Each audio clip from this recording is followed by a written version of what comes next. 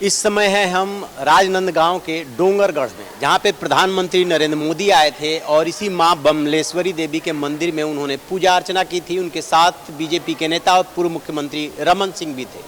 सबसे पहले हम यहां के पुजारी से बात करेंगे कि आखिरकार इस मंदिर की क्या महत्ता है और जब पीएम मोदी आए तो उनसे क्या बातचीत हुई। श्री बमलेश्वरी मैया की जय।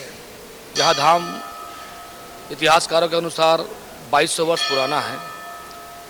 राजा विक्रमादित्य और यहाँ के राजा कामसेन, यहाँ के राजा कामसेन है ना, और यहाँ के जो राजा थे बहुत ही यशस्वी और संगीत प्रेमी थे। यहाँ की जो गाथा है वो एक प्रेम कथा है माधन और कामकंदला की। कामकंदला माधन को मिलाने के उद्देश्य से राजा विक्रमादित्य ने इस राज्य पर युद्ध किया और राजा कामसेन और राजा विक्रमादित्य के दोनों के इष्ट, राजा कामसेन के इष्ट माँ भगवती ब्रह्मासुर बगलामुखी बमलेश्वरी देवी और राजा विक्रमादित्य के इष्ट भगवान महाकाल प्रभु प्रकट होकर के दोनों को संधि करवाए थे। और संधि करवाने के पश्चात उन्होंने कामकंदला माधवन की विवाह की स्वीकृति राजा कामसेन से मांगी थी। राजा विक्रमादित्य ने विवाह की स्वीकृति प्रदान होने के पश्चात राजा विक्रमादित्य के मन में एक प्रश्न उठता है कि मैंने इतना बड़ा संग्राम किया, उनके प्रेम में कितनी सत्यता है।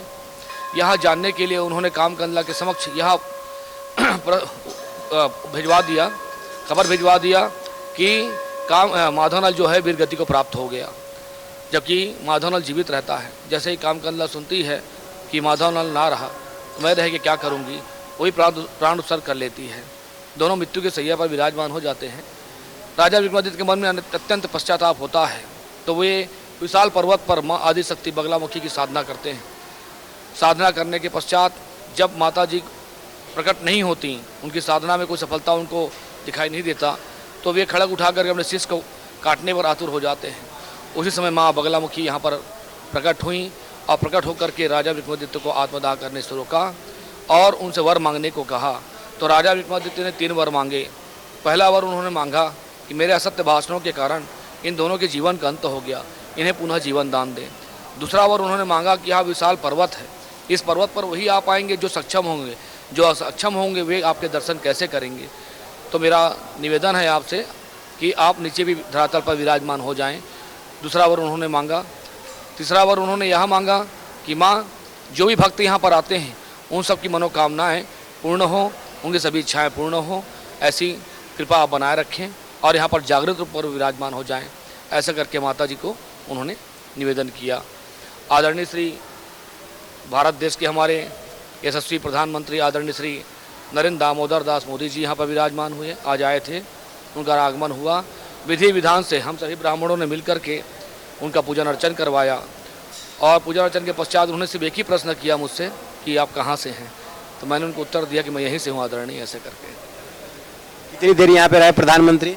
लगभग 5 मिनट ओनली। जैसा कि आपने खुद ही बताया कि उन्होंने वर मांगा था कि जो यहाँ आए उनकी मनोकामना पूरी हो, तो आपको क्या लगता है किस लिए प्रधानमंत्री और रमन सिंह आए थे? देखिए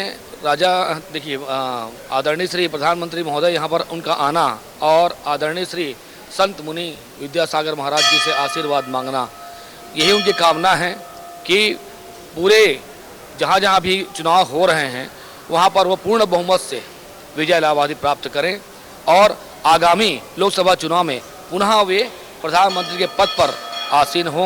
यही हमारी माँ बमलेश्वरी से याचना है, प्रार्थना है कि ऐसे यशस्वी प्रधानमंत्री बहुत दुर्लभ होते हैं।